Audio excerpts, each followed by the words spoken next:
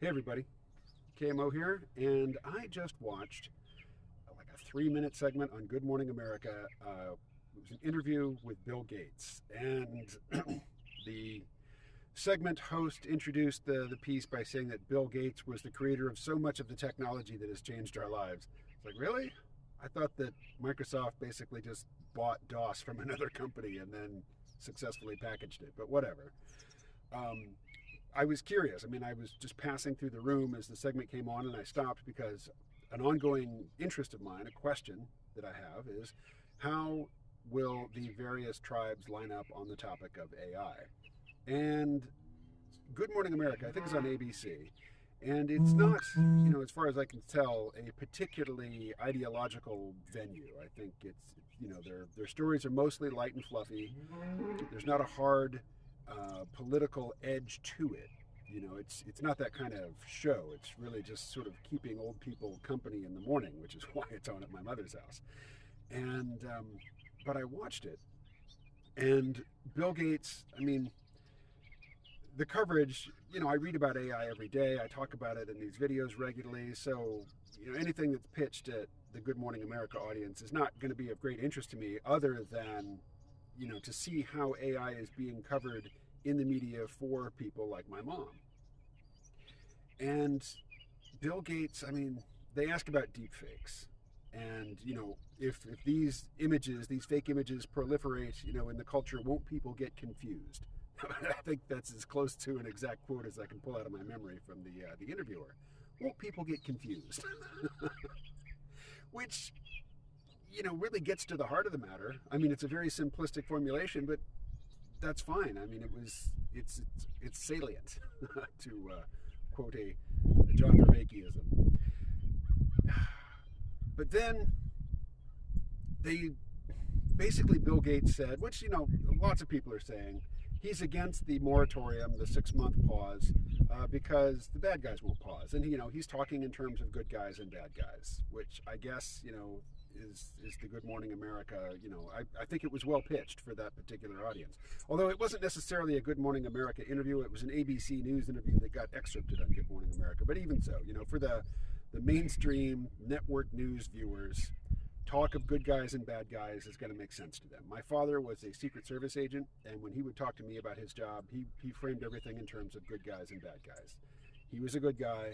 Law enforcement were the good guys. Criminals were the bad guys. You don't need to think about it any more deeply than that. Don't need any of your hippie sociological analysis. Good guys and bad guys.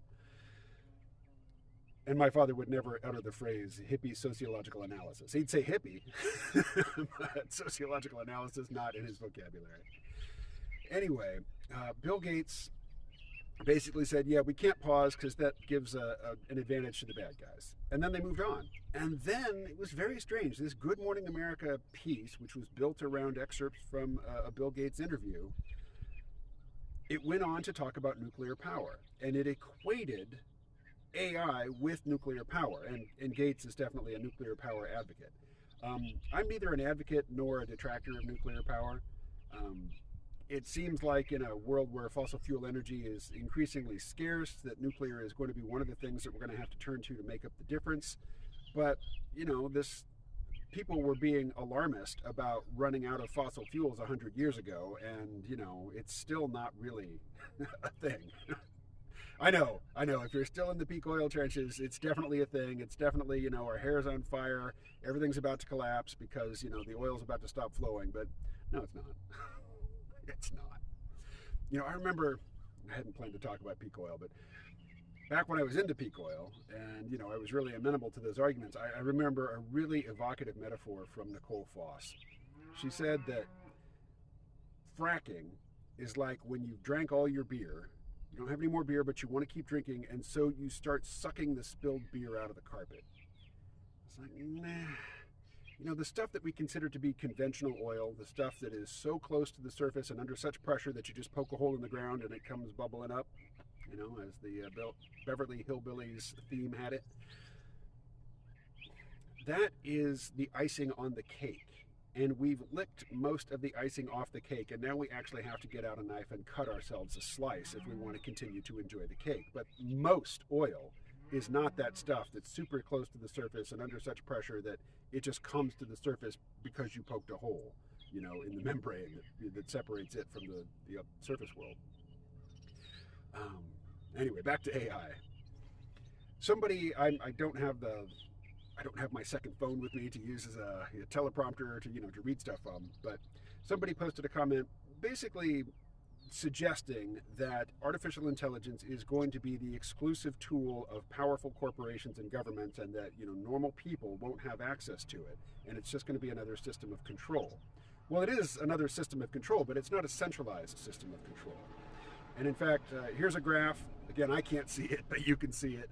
And the models on the left, one of them anyway, is an open source model that was trained for just a few $100s over a short period of time.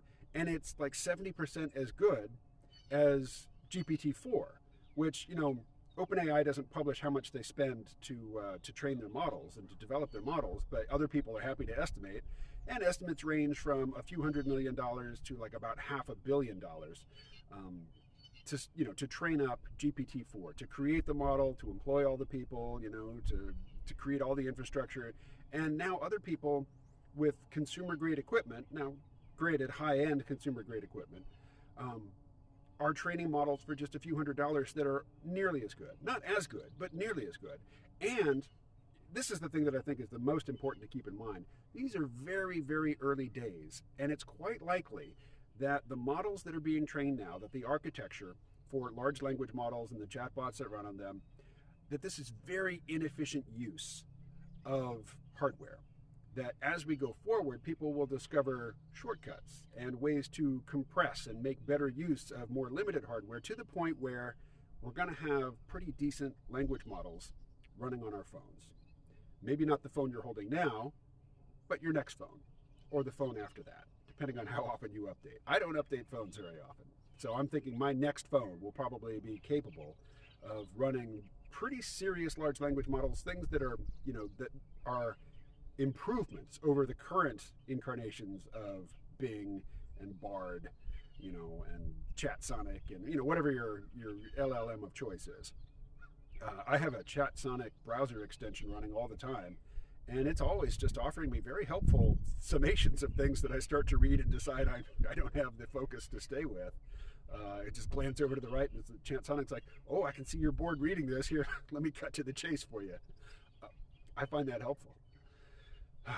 Anyway, here I am, broke, well past middle age, living with my mother, which is, you know, for a male in our society, the very definition of loser. And yet I'm chipper, and I'm hopeful, and I just utterly reject the whole doomer mindset, because I think that embracing it, you know, in my young middle age, like in my 30s, it cost me quite a bit. And there's just plenty of, you know, of research, empirical research, that indicates that people who have a good attitude achieve better outcomes. You know, and if you're a grump, and if you're a doomer, self-fulfilling prophecy, baby. Argue for your limitations, and sure enough, they're yours. Say that everything's going to shit, and it does go to shit for you. Anyway, I will spare you the self-improvement sermon, mostly because the wind is kicked up and it's blowing around this phone, which I, for once, have on a stand and not holding it at arm's length. Anyway, catch you later. And also, it's getting hot, and I have to take off this very warm piece of clothing that I'm wearing and get back to my usual sleeveless summer self. Catch you later.